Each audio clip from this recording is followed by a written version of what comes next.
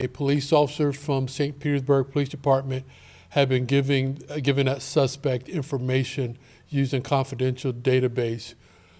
In December of last year, we launched an investigation into Brandon Kiger. And what we did, we looked at we put him on suspension with paid administrative leave.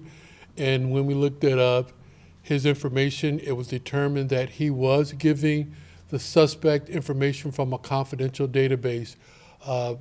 From that database, we were also discovered that he was using that to give that information to other people who had asked him to run tags, run people's driver's license information, and other things. Today, Officer Kleber was arrested for disseminating confidential information, which is a third-degree felony, and that investigation is ongoing because now we're trying to figure out who else he possibly gave information to.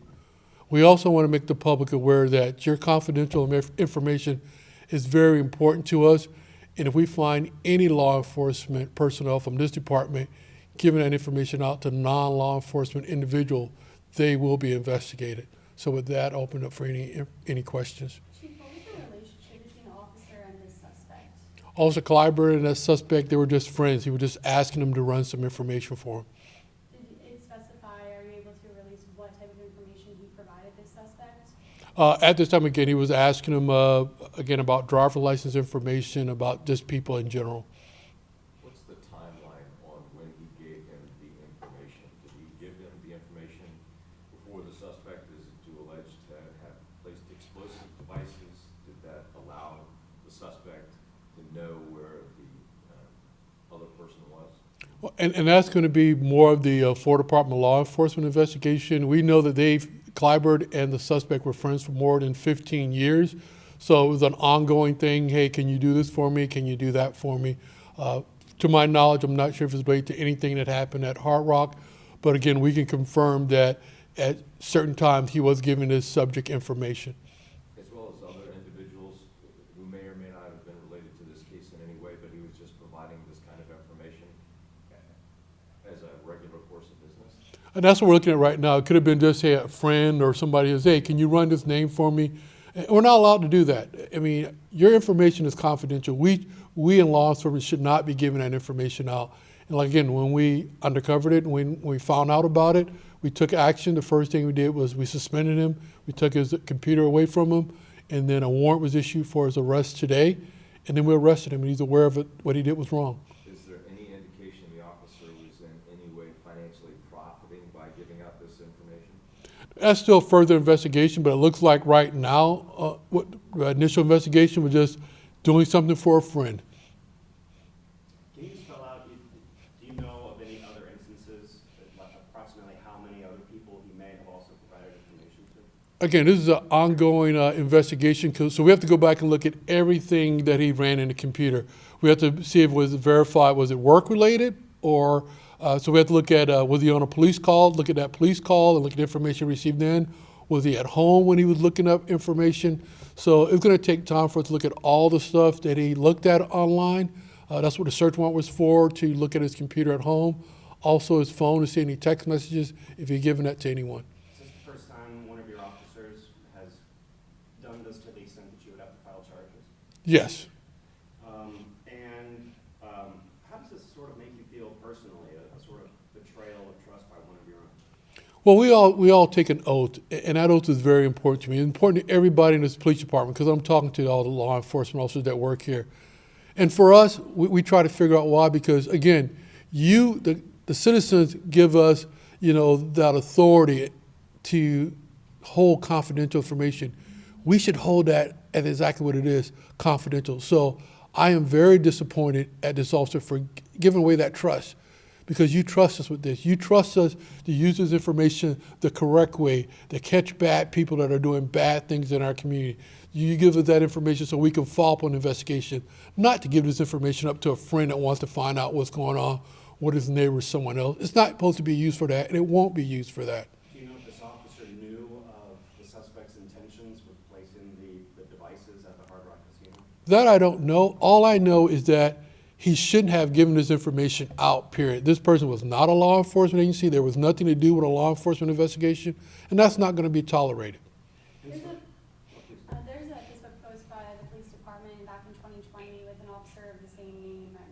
It looks to be the same officer, but are you able to confirm he won the Chiefs, or he was awarded the Chiefs Award of Excellence for his work in an auto theft commercial burglary ring back in 2020? That is that officer. And again, he has done great work. He crossed over the line when he gave up confidential information to a non-sworn police officer. And you can't get into any more of, the information that was requested by this bomb suspect and the relationship of the person whose information he was seeking related to him. Again, that's an ongoing investigation. We looked at the names. Those names were not in relationship to any ongoing investigation here at St. Petersburg Police Department. So we will, again, look into that further. We do have the text messages where the suspect was asking the officer, hey, can you run X?